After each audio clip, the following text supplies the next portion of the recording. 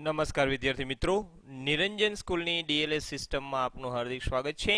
Standard 11 commerce, subject commercial correspond, વાણિજ્ય પત્રવ્યવહાર, ધોરણ 11, પાઠ નંબર 3, વાણિજ્યક પત્રનો બાહ્ય દેખાવ, પ્રિપેર્ડ બાય ટાંક પરિસર, લેક્ચર નંબર 1. હવે વિદ્યાર્થી મિત્રો, પાઠ નંબર 2 આપણે ગયા લેક્ચરમાં પૂરો કરેલો છે અને એ પાઠની મેં તમને પીડીએફ ફાઇલ ક્વેશ્ચન આન્સરની પણ મોકલેલી છે.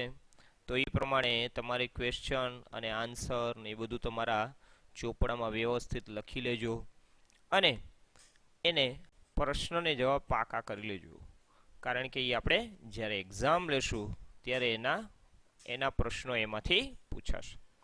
આજે આપણે શરૂ કરીએ છીએ પાઠ નંબર 3.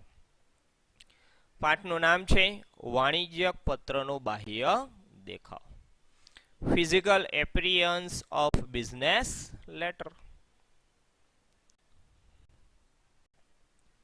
હવે આ પાઠમાં કહેવાનો અર્થ શું છે? તો કે ભાઈ વાણિજ્યક પત્ર, અત્યાર સુધી આપણે જે પહેલા પાઠમાં સમજ્યા કે ભાઈ માહિતી સંચાર એટલે શું. પાઠ નંબર 2 માં આપણે સમજ્યા કે ભાઈ વાણિજ્યક પત્રના જે લક્ષણો છે એ કેવા હોય એના વિશે માહિતી મેળવેલી. અને તમને યાદ હોય તો છેલ્લા લેક્ચરમાં આપણે એમ સમજાવેલું કે તમે જ્યારે લેટર લખો, વાણિજ્યક પત્રો એટલે કે બિઝનેસ લેટર લખો, ત્યારે બે પ્રકારની સ્ટાઇલ છે. એક ફૂલી બ્લોક અને એક છે મોડિફાઈ બ્લોક. આ બે પ્રકારની સ્ટાઇલમાંથી એક પ્રકારની સ્ટાઇલમાં આપણે બિઝનેસ લેટર લખવાનો થાય. હવે આપણે આ પાઠની અંદર એ સમજવાનું છે કે તમે પત્ર લખો, પરંતુ બધા પત્રો બધા કસ્ટમર કે સપ્લાયર કે બિઝનેસ વ્યક્તિ, બિઝનેસમેન એ બધા બધું વાંચવાના નથી.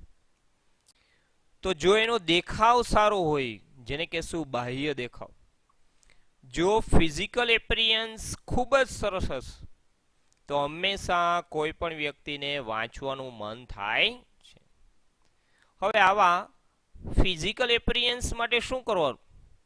તો ભાઈ બહારથી આપણે બિઝનેસ લેટરને ડેકોરેટ કરી નાખી એમ નથી કહેતો, કે જેમ આપણે એમ કહીએ ભાઈ ચાલો કંકોત્રીનો બહારનો દેખાવ ખૂબ જ સરસ છે, અંદર ખૂબ સરસ દેખાવ છે, એ વાત નથી. પરંતુ અહીંયા બધા પોઈન્ટ જોવાના રહેશે, બધા મુદ્દાઓ સમજવાના રહેશે.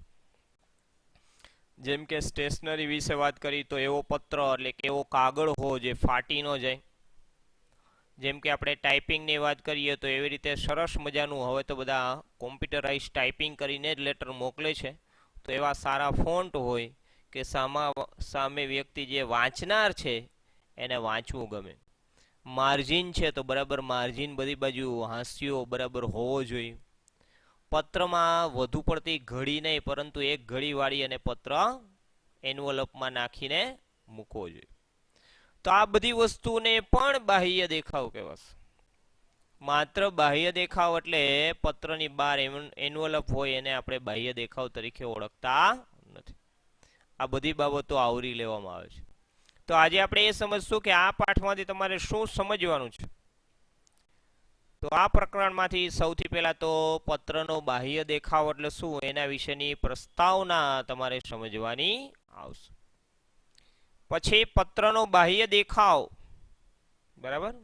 અહીંયા જો તમે ધ્યાનથી, તો મેં ઘણા બધા પત્રો મૂકેલા છે. આ જે 8 પ્રકારના પત્રો છે એ બાહ્ય દેખાવ જ એટલો સરસ હોય છે કે વાંચવાનું આપણને મન થશે. તો તમારે આ સમજવાનું છે કે પત્રનો બાહ્ય દેખાવ એટલે શું અને આ શા માટે મહત્વનું છે, એ પણ આપણે આ પ્રકરણ એટલે કે આ પાઠમાંથી સમજશું. પત્રના બાહ્ય દેખાવને આકર્ષક બનાવતી બાબતો કઈ? તો કે ભાઈ કાગળની પસંદગી, ટાઈપિંગ, હાંસિયો, ગળી જેને આપણે ઘડી કહીએ છીએ, પરબીડિયું જેને કહીએ એન્વલપ, અને પરબીડિયા ઉપરનું લખાણ એટલે કે ઉપર આપણે લખીએ ટુ અને ફ્રોમ ને જે નામ લખીએ એની વાત કરવામાં આવે છે. તો આ બધી બાબતને પત્રના બાહ્ય દેખાવને આકર્ષક બનાવતી બાબતો તરીકે ઓળખવામાં આવે છે. તો પત્રના બાહ્ય દેખાવ વિશે માહિતી આ પાઠમાંથી સમજશું, જેમાં કાગળની પસંદગી એટલે કે અત્યારે બજારમાં A4 લેટર લીગલ એવી સાઇઝના કાગળ મળે છે એની વાત છે. ટાઈપિંગની વાત છે તો ભાઈ કોમ્પ્યુટરમાં એવા ફોન્ટ સરસ મજાના આપણે પસંદ કરીએ કે વાંચવા બધાને ગમે. હાસ્યો તો ચારેય બાજુનો હાસ્યો આવે. જ્યારે આપણે કોમ્પ્યુટરાઇઝ લેટર લખી ત્યારે તો ચારેય બાજુનો હાસ્યો કેટલો રાખવો જોઈએ, બાય ડિફોલ્ટ કેટલો હોય છે એની માહિતી. ઘડી એટલે કે આપણે ઘડી કેટલી પાડી અને મૂકવો છે પત્ર એની માહિતી લેવાની.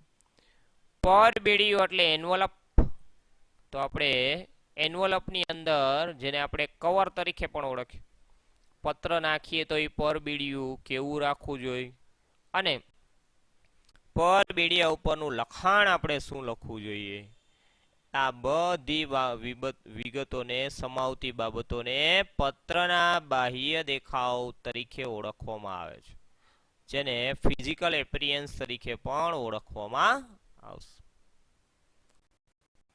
તો આ રીતે આજના લેક્ચરમાં માત્ર આટલું સમજાવું છું તમને કે તમારે આ પાઠમાંથી આટલી જ માહિતી તમારે સમજવાની આવશે.